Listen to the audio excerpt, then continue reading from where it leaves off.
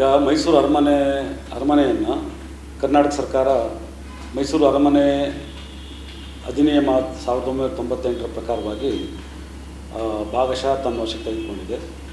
ಅದರ ನಿರ್ವಹಣೆಗಾಗಿ ಮುಖ್ಯ ಕಾರ್ಯದರ್ಶಿಗಳ ಅಧ್ಯಕ್ಷತೆಯಲ್ಲಿ ಒಂದು ಗವರ್ನಿಂಗ್ ಕೌನ್ಸಿಲ್ ಮತ್ತು ಅರಮನೆ ಮಂಡಳಿ ಅಂತ ಹೇಳಿ ರಚನೆ ಮಾಡಿ ಅದಕ್ಕೆ ಜಿಲ್ಲಾಧಿಕಾರಿಗಳು ಕಾರ್ಯನಿರ್ವಾಹಕ ನಿರ್ದೇಶಕರಾಗಿದ್ದಾರೆ.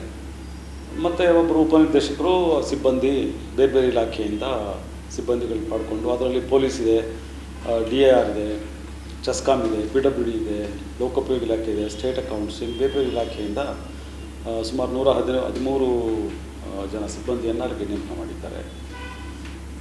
ಅದು ಮಾಹಿತಿ ಹಕ್ಕು ಅಧಿನಿಯಮದ ಪ್ರಕಾರವಾಗಿ ಯಾವುದೇ ಸರ್ಕಾರದ ಇಲಾಖೆ ಪಾರ್ಲಿಮೆಂಟ್ ಮತ್ತು ಶಾಸನಸಭೆಗಳು ಸೇರಿದಂತೆ ಪಾರ್ಲಿಮೆಂಟಿನ ಕಾಯ್ದೆ ಅಥವಾ ರಾಜ್ಯ ಶಾಸನಸಭೆಯ ಕಾಯ್ದೆ ಪ್ರಕಾರವಾಗಿ ಅಥವಾ ಸರ್ಕಾರದ ಆದೇಶದ ಪ್ರಕಾರವಾಗಿ ಸ್ಥಾಪನೆಯಾದಂಥ ಯಾವುದೇ ಇಲಾಖೆ, ಮಂಡಳಿ, ಕಾರ್ಪೊರೇಷನ್ ಈ ಥರ ಇರ್ಬೋದು, ಅಥವಾ ಸರ್ಕಾರದಿಂದ ಅನುದಾನಿತ ಸಂಸ್ಥೆ ಆಗಿರ್ಬೋದು, ಅಥವಾ ಅರೆ ಅನುದಾನಿತ ಸಂಸ್ಥೆ ಇರ್ಬೋದು. ಇವೆಲ್ಲವೂ ಕೂಡ ಮಾಹಿತಿ ಹಕ್ಕು ಅಧಿನಿಯಮ 2005 ಸೆಕ್ಷನ್ 2 ಪ್ರಕಾರವಾಗಿ ಅವು ಸಾರ್ವಜನಿಕ ಪ್ರಾಧಿಕಾರ ಆಗ್ತವೆ. ಅಂದರೆ ಮಾಹಿತಿ ಹಕ್ಕು ಅಧಿನಿಯಮದ ಕೆಳಗಡೆ ಸಾರ್ವಜನಿಕರು ಕೋರುವಂಥ ಮಾಹಿತಿಯನ್ನು ಕೊಡಬೇಕು, ಮಾಹಿತಿಯನ್ನು ಪ್ರಕಟ ಮಾಡಬೇಕು. ಸೆಕ್ಷನ್ 4(1) ಅಡಿಯಲ್ಲಿ ಮಾಹಿತಿಯನ್ನು ಪ್ರಕಟ ಮಾಡಬೇಕು. ಅವ್ರ ಹತ್ರ ಏನೇನು ದಾಖಲೆಗಳಿದೆ ಆ ದಾಖಲೆಗಳನ್ನು ಪ್ರಕಟಿಸಬೇಕು ಮತ್ತು ಅದನ್ನು ಸಾರ್ವಜನಿಕರು ಕೇಳಿದರೆ ಮಾಹಿತಿಯನ್ನು ಕೊಡಬೇಕು ಹಾಗೆ ಅಂತ ಹೇಳಿ. ನನಗೆ ತುಂಬ ಜನ ಸ್ನೇಹಿತರುಗಳು ನಾವು ಅನೇಕ ವರ್ಷಗಳಿಂದ ಇಲ್ಲಿ ಮಾಹಿತಿ ಕೇಳ್ತಾ ಇದ್ದೀವಿ. ಅವರು ಇದು ಸರ್ಕಾರಿ ಸಂಸ್ಥೆನೇ ಅಲ್ಲ, ಇದೊಂದು ಸ್ವತಂತ್ರ ಸಂಸ್ಥೆ, ಸರ್ಕಾರಕ್ಕೂ ಇದಕ್ಕೂ ಸಂಬಂಧ ಇಲ್ಲ, ನಾವು ಸರ್ಕಾರದಿಂದ ಯಾವುದೇ ಅನುದಾನ ಪಡೆಯೋದಿಲ್ಲ ಹಾಗೆ ಅಂತ ಹೇಳಿ ಮಾಹಿತಿಯನ್ನು ನಿರಾಕರಣೆ ಮಾಡ್ತಾಯಿದ್ದಾರೆ ಹಾಗೆ ಅಂತ ಹೇಳಿದರು. ನನಗೂ ಅನೇಕ ವಿಷಯಗಳ ಬಗ್ಗೆ ಗಮನ ಇತ್ತಲ್ಲಿ. ನನಗೆ ಬಹಳ ಮುಖ್ಯವಾಗಿ ಗಮನ ಇರುವಂಥದ್ದು, ಮೈಸೂರು ಅರಮನೆಯನ್ನು ಸರ್ಕಾರ ಅಧಿಗ್ರಹಣ ಮಾಡಿಕೊಂಡಂಥ ಸಂದರ್ಭದಲ್ಲಿ ಪ್ರಾಚ್ಯವಸ್ತು ಇಲಾಖೆ ಕೊಡುತ್ತೆ ಅದನ್ನು. ಆಗ ಮೈಸೂರು ಮಹಾರಾಜರ ಅಂದರೆ ಅರಮನೆ ಆಡಳಿತದಿಂದ ಕಟ್ಟಡಗಳು, ಅರಮನೆಯ ಭಾಗಗಳು ಮತ್ತು ಪ್ರಾಚ್ಯ ವಸ್ತುಗಳು, ಬಹಳ ಮೌಲ್ಯಯುತವಾಗಿರ್ತಕ್ಕಂಥ ವಸ್ತುಗಳು, ದಾಖಲೆಗಳು ಅವೆಲ್ಲವನ್ನೂ ಕೂಡ ಅಲ್ಲಿಂದ ತೆಗೆದುಕೊಂಡಿದ್ದಾರೆ. ಅದನ್ನು ಪ್ರಾಚ್ಯ ವಸ್ತು ಇಲಾಖೆ ನೋಡ್ತಾ ಇತ್ತು. 98 ಕಾಯ್ದೆ ಆದ ನಂತರ ಅರಮನೆ ಮಂಡಳಿಯನ್ನು ರಚನೆ ಮಾಡಿ ಸಿಬ್ಬಂದಿ ಮತ್ತು ಆಡಳಿತ ಇಲಾಖೆ ಕೆಳಗಡೆ ಅದನ್ನು ಇಟ್ಟಿದ್ದರು. ತದನಂತರ ಅದನ್ನು ಕನ್ನಡ ಮತ್ತು ಸಂಸ್ಕೃತಿ ಇಲಾಖೆಗೆ ವರ್ಗಾವಣೆ ಮಾಡಿದ್ದಾರೆ. ಇಲ್ಲಿ ಮತ್ತು ಅದು ಏನೇನು ವಸ್ತುಗಳನ್ನು ಪ್ರಾಚ್ಯ ವಸ್ತುಗಳು ಮತ್ತು ಮೌಲ್ಯಯುತ ವಸ್ತುಗಳಿತ್ತು ಅದರದ್ದೊಂದು ಇನ್ವೆಂಟ್ರಿ ಇತ್ತು, ನಾವು ತಪಸ್ಸೇಲು ಪಟ್ಟಿ ಅಂತ. ಆ ಪಟ್ಟಿ ಇರಬೇಕು. ಅದು ಅವಾಗೇನು ತೊಗೊಂಡಿದ್ರು, ಈಗೇನಿದೆ ಅಂತ ನನಗೆ ಕುತೂಹಲ ಇದೆ, ಏನಿತ್ತು ಏನಿಲ್ಲ ಅಂಥೇಳಿ. ಯಾಕೆಂತ ಹೇಳಿದರೆ ನಾನು ಕೂಡ 38 ವರ್ಷ ಸರ್ಕಾರಿ ಅಧಿಕಾರಿಯಾಗಿದ್ದೆ, ಕನ್ನಡ ಮತ್ತು ಸಂಸ್ಕೃತಿ ಇಲಾಖೆಯಲ್ಲಿ ಕೆಲಸ ಮಾಡಿದ್ದೆ. 1993ರಲ್ಲಿ ಈ ಮೈಸೂರು ದಸರಾ ಸಂಘಟನೆ ಮಾಡೋ ವಿಷಯಕ್ಕೆ ಸ್ವಲ್ಪ ವಿವಾದ ಶುರುವಾಯಿತು. ಅಲ್ಲಿ ದರ್ಬಾರ್ ಹಾಲ್ನಲ್ಲಿ ಸಂಗೀತ ಕಚೇರಿಗಳು ನಡೀತಾ ಇತ್ತು. ಅಲ್ಲಿ ನಡ್ಸೋಕ್ಕಾಗೋದಿಲ್ಲ, ಅದು ಶಿಥಿಲ ಆಗಿದೆ, ಆನೆಬಾಗಿಲು ಅಂತ ಹೇಳಿ ಅದನ್ನು ಕೆಳಗಡೆ ಆನೆಬಾಗಿಲಿಗೆ ಸ್ಥಳಾಂತರ ಮಾಡಿದ್ವಿ. ಆನಂತರ ಮುಂದಕ್ಕೆ ಅರಮನೆ ಮುಂಭಾಗಕ್ಕೆ ಸ್ಥಳಾಂತರ ಮಾಡಿದ್ವಿ. ಆಗ ಆರ್ಕಿಯಾಲಜಿ ಡಿಪಾರ್ಟ್ಮೆಂಟ್ ಕೊಟ್ಟಂಥ ವರದಿಗಳು ಅವೆಲ್ಲ ನನಗೆ ನೆನಪಿದೆ. ಹಾಗಾಗಿ ನೋಡೋಣ ಅಂಥೇಳಿ ನಾನು 2023 ಅಕ್ಟೋಬರ್ನಲ್ಲಿ ಒಂದು ಮಾಹಿತಿ ಹಕ್ಕು ಕಾಯ್ದೆ ಕೆಳಗಡೆ ಅವ್ರಿಗೆ ಅರ್ಜಿಯನ್ನು ಹಾಕಿದೆ. ಉತ್ತರ ಬರಲಿಲ್ಲ. ಆನಂತರ ನಾನು 30 ದಿನ ಕಾದು ಡಿಸೆಂಬರ್ ತಿಂಗಳಲ್ಲಿ ಜಿಲ್ಲಾಧಿಕಾರಿಗಳಿಗೆ ಒಂದು ಪ್ರಥಮ ಅಪೀಲ್ ಅಂಥೇಳಿ, ಫಸ್ಟ್ ಅಪೀಲ್ ಅಂಥೇಳಿ ಹಾಕಿದೆ. ಅಲ್ಲಿಂದನೂ ಏನೂ ರಿಪ್ಲೈ ಬರಲಿಲ್ಲ. 1 ವರ್ಷ ನಾನು ವೆಯ್ಟ್ ಮಾಡಿದೆ. ಅದ್ರ ಮಧ್ಯೆ ಕನ್ನಡ ಸಂಸ್ಕೃತಿ ಇಲಾಖೆಯು ಕೂಡ ನಾನು ಇದು ಮಾಹಿತಿ ಹಕ್ಕು ಕಾಯ್ದೆ ಕೆಳಗಡೆ ಬರುತ್ತೋ ಇಲ್ವೋ, ಏನು ಮಾಡಿದ್ದೀರಿ ಸರ್ಕಾರದಿಂದ ಅಂಥೇಳಿ ಕೇಳಿದೆ. ಅವರು ಆ ಅರ್ಜಿಯನ್ನು ಮತ್ತೆ ಇವರಿಗೆ ಸೆಕ್ಷನ್ 6(3) ಕೆಳಗಡೆ ವರ್ಗಾವಣೆ ಮಾಡಿದರು. ಅದಕ್ಕೂ ಉತ್ತರ ಬರಲಿಲ್ಲ. ನಾನು ಕರ್ನಾಟಕ ಮಾಹಿತಿ ಆಯೋಗಕ್ಕೆ 2ನೇ ಮೇಲ್ಮನವಿಯನ್ನು ಸಲ್ಲಿಸಿದೆ. ಅವರು 4 ಸರಿ ಅರ್ಜಿ ರಿಜೆಕ್ಟ್ ಮಾಡಿದ್ದಾರೆ. ಅಲ್ಲೂ ಏನೇನೋ ವ್ಯತ್ಯಾಸಗಳು ನಡೀತಾ ಇದೆ, ಅದು ಪ್ರತ್ಯೇಕ ವಿಷಯ. ಆನಂತರ ನಾನು ಅಲ್ಲಿ ಮಾಹಿತಿ ಆಯುಕ್ತರನ್ನು ಭೇಟಿ ಮಾಡಿ ಏನು ನಡೀತಾ ಇದೆ ಮಾಹಿತಿ ಆಯೋಗದಲ್ಲಿ ಅಂತೇಳಿ ಕೇಳಲಾಗಿ ಅವರು ಅರ್ಜಿಯನ್ನು ತರಿಸಿ ನೋಡಿ ಪರಿಶೀಲನೆ ಮಾಡಿ, ಇಲ್ಲ ಅರ್ಜಿ ಸರಿ ಇದೆಯಲ್ಲ, ಯಾಕೆ ರಿಜೆಕ್ಟ್ ಮಾಡಿದ್ರಿ ಅಂಥೇಳಿ ಅದನ್ನು ಒಪ್ಕೊಂಡು ವಿಚಾರಣೆ ನಡೆಸಿದ್ರು. 3 ಹಿಯರಿಂಗ್ ನಡೀತು. ಅವ್ರು ಸುಮಾರು 12 ಇಲಾಖೆಗಳಿಂದ ಲಿಖಿತ ವಿವರಣೆಯನ್ನು ಕೇಳಿದರು. ಜಿಲ್ಲಾಧಿಕಾರಿಗಳಿಂದ ಹಿಡಿದು ಆರ್ಕಿಯಾಲಜಿ, PWD, ಪೊಲೀಸು, ಚೆಸ್ಕಾಮ್ ಹೀಗೆ ಮತ್ತು ಇವರಿಂದನೂ ವಿವರಣೆ ಕೇಳಿದರು. ಇವರು ವಕೀಲರ ಮೂಲಕ ಅರಮನೆ ಮಂಡಳಿಯವರು ಅಲ್ಲಿ ವಾದ ಮಂಡಿಸಿ ಅದೇ ಹೇಳಿದರು, ಇದು ಸ್ವತಂತ್ರ ಸಂಸ್ಥೆ, ನಾವು ಸರ್ಕಾರದಿಂದ ಏನೂ ಹಣ ತಗೊಳ್ಳೋದಿಲ್ಲ ಹಾಗೆ.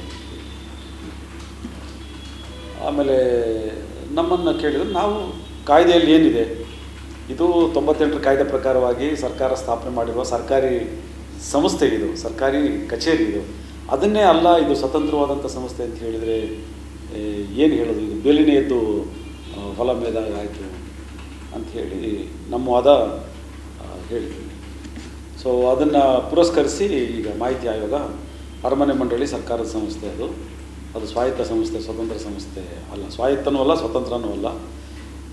ಉದ್ದೇಶಪೂರ್ವಕವಾಗಿ ಇಷ್ಟು ವರ್ಷ ಇದುವರೆಗೆ ಯಾರಿಗೂ ಮಾಹಿತಿಯನ್ನು ಕೊಟ್ಟಿಲ್ಲ. ಅಲ್ಲಿ ಅದು ಸ್ಥಾಪನೆ ಆದಾಗಿಂದ ಹೈಕೋರ್ಟ್ಗೆ ಹೋಗೋದು, ಸ್ಟೇ ತೊಗೊಳ್ಳೋದು, ಇದು ಅವ್ರ ಹತ್ರ ಹಣ ಇದೆ, ಹಣ ಖರ್ಚು ಮಾಡ್ತಾರೆ, ಸುಪ್ರೀಂ ಕೋರ್ಟ್ಗೆ ಹೋಗ್ತಾರೆ, ಹೈಕೋರ್ಟ್ಗೆ ಹೋಗ್ತಾರೆ, ಪಬ್ಲಿಕ್ ಮನಿ ಹಾಗೆ ಮಾಡ್ಕೊಂಡು ಬಂದಿದ್ದಾರೆ. ಹಾಗಾಗಿ ಇದು ಇದು ಸರ್ಕಾರಿ ಸಂಸ್ಥೆ, ನೀವು ಮಾಹಿತಿ ಕೊಡದೇ ಇರೋದು ತಪ್ಪು, ಉದ್ದೇಶಪೂರ್ವಕವಾಗಿ ಮಾಹಿತಿ ಕೊಟ್ಟಿಲ್ಲ.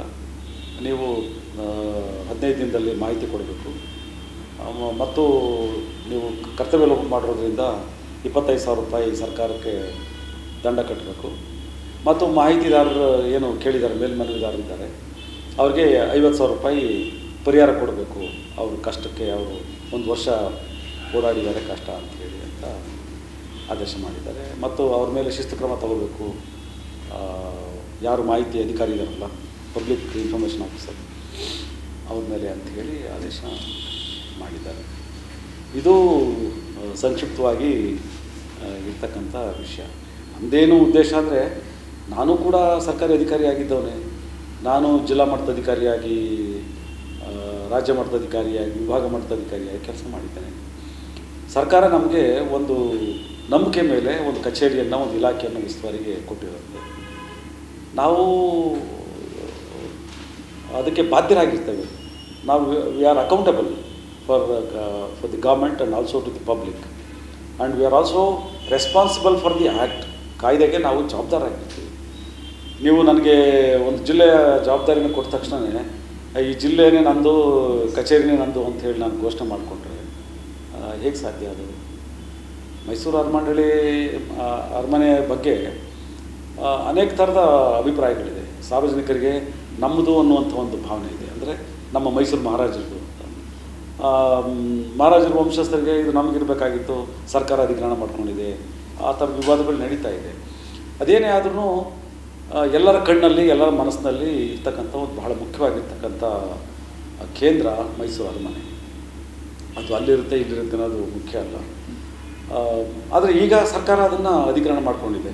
ಎಲ್ಲಿವರೆಗೆ ಕಾನೂನು ಚಾಲ್ತಿಯಲ್ಲಿದೆಯೋ ಅದಕ್ಕೆ ಒಂದು ಕಚೇರಿಯನ್ನು, ಇಲಾಖೆಯನ್ನು ಸರ್ಕಾರ ತೆರೆದಿದೆಯೋ, ಈಗ ಅದು ಕನ್ನಡ ಸಂಸ್ಕೃತಿ ಇಲಾಖೆ ಕೆಳಗಡೆ ಬರುತ್ತೆ.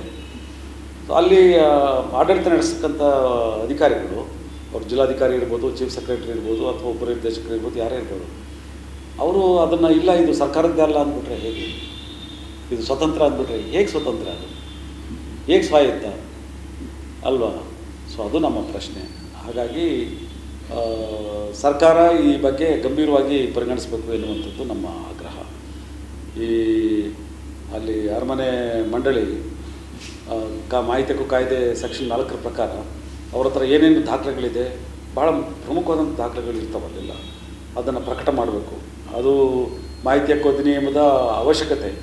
ಯಾರಾದರೂ ಅದನ್ನು ಕ್ಯಾಟಲಾಗನ್ನು ಪಬ್ಲಿಷ್ ಮಾಡಲಿಲ್ಲ ಅಂತ ಹೇಳಿದರೆ ಅದು ತಪ್ಪಾಗುತ್ತೆ. ಹಾಗೆಯೇ ಸೆಕ್ಷನ್ 6 ಕೆಳಗಡೆ ಸಾರ್ವಜನಿಕರಿಗೆ ಮಾಹಿತಿಯನ್ನು ಕೊಡಬೇಕಾಗತ್ತೆ. ಕೊಡಲಿಲ್ಲ ಅಂತ ಹೇಳಿದರೆ ಅದರ ಕೆಳಗಡೆ ಏನು ಪ್ರದತ್ತವಾಗಿದೆಯೋ ಅದರ ಮೇಲೆ ಮಾಹಿತಿ ಆಯೋಗ ಅಥವಾ ಇತರೆ ಆಯೋಗ ಸರ್ಕಾರ ಕ್ರಮ ಕೈಗೊಳ್ಳಬೇಕಾಗತ್ತೆ.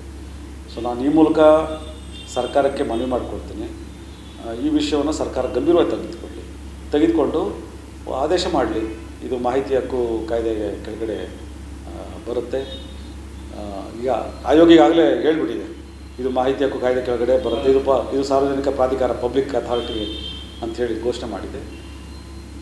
ಈಗ ಏನು ಆಗಿದೆ ಇದುವರೆಗೆ ಅಪರಾಧ, ಸೊ ಅದ್ರ ಬಗ್ಗೆ ಅವರು ಪರಿಶೀಲನೆ ಮಾಡಿ ಕ್ರಮ ತೆಗೆದುಕೊಳ್ಳಿ ಅಂತ ಹೇಳಿ ನಾವು ಕೇಳ್ಕೊಳ್ತೀವಿ. ಭಾಳ ಸೂಕ್ಷ್ಮವಾಗಿರ್ತಕ್ಕಂಥ ವಿಷಯ ಇದೆ. ಅಧಿಕಾರಿ ತುಂಬ ವರ್ಷದಿಂದ ಅಲ್ಲೇ ಇದ್ದಾರೆ, ಅವ್ರನ್ನ ಟ್ರಾನ್ಸ್ಫರ್ ಮಾಡಿಲ್ಲ, ಟ್ರಾನ್ಸ್ಫರ್ ಮಾಡೋಕ್ಕೆ ಬರಲ್ಲ ಅಂತ ನಿಜನಾ? ನೋಡಿ, ಸರ್ಕಾರಕ್ಕೆ ಯಾವುದೂ ದೊಡ್ಡ ವಿಷಯ ಅಲ್ಲ. ಅವರನ್ನು ಅಲ್ಲಿ ಇರ್ತಕ್ಕಂಥ ಉಪನಿರ್ದೇಶಕರು ಮತ್ತು ಸಿಬ್ಬಂದಿಯನ್ನು Karnataka civil services general recruitment rules 1977 ಅಂತ ನಿಯಮ ಏನಿದೆ ಅದರ ಮೇಲೆ ಇಲ್ಲಿಗೆ ಅಬ್ಸಾರ್ಬ್ ಮಾಡಿದ್ದಾರೆ.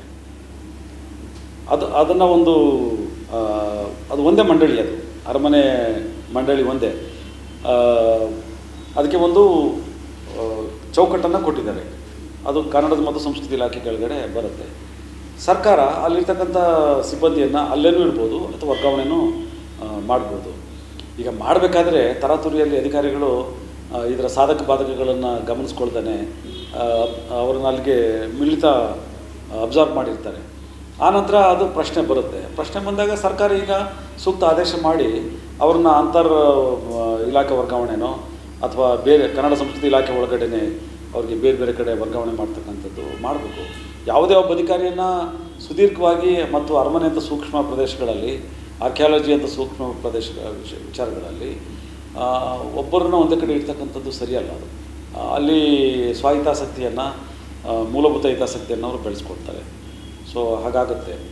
ಹಾಗಾಗಿ ವರ್ಗಾವಣೆ ಮಾಡಬಾರ್ದು, ಮಾಡೋಕ್ಕಾಗೋದಿಲ್ಲ ಎನ್ನುವಂಥ ನಂಬಿಕೆ ಇದೆಯಲ್ಲ, ಭಾವನೆ ಇದೆಯಲ್ಲ, ಅದು ತಪ್ಪದು.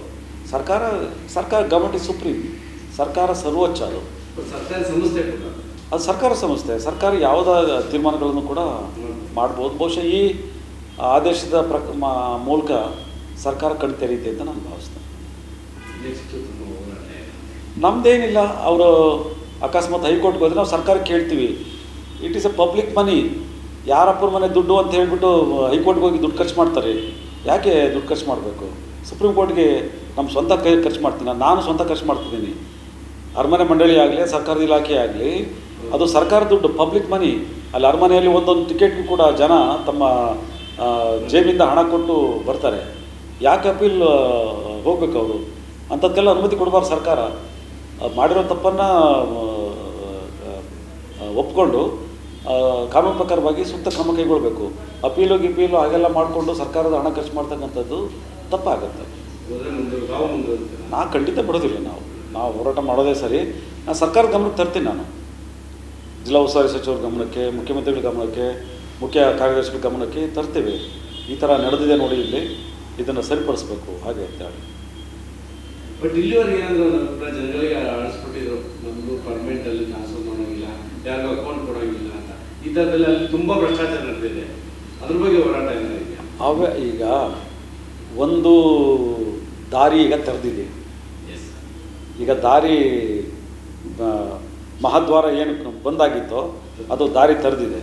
ಅದ್ರ ಮೇಲೆ ಮುಂದಿನ ಹೋರಾಟಗಳು ನಡೀತವೆ. ಈಗ 100 ಜನ ಮಾಹಿತಿ ಕಾರ್ಯಕರ್ತರು ಅರ್ಜಿ ಹಾಕಿ ಬಸವಳಿದು ಬೆಂದು ಪಾಪ ಯಾವುದೇ ಮಾಹಿತಿ ಇಲ್ಲ ಸುಮ್ಮನಾಗಿದ್ದರು. ಈಗ ಮಾಹಿತಿ ಆಯೋಗ ಅದಕ್ಕೆ ಓಪನ್ ಮಾಡಿದ್ದೀಗ, ಬಾಗಿಲು ತೆರೆದಿದೆ. ಅದರೊಳಗಡೆ ನುಗ್ಗಿದ್ರೆ ಗೊತ್ತಾಗುತ್ತೆ ಏನಾಗಿದೆ.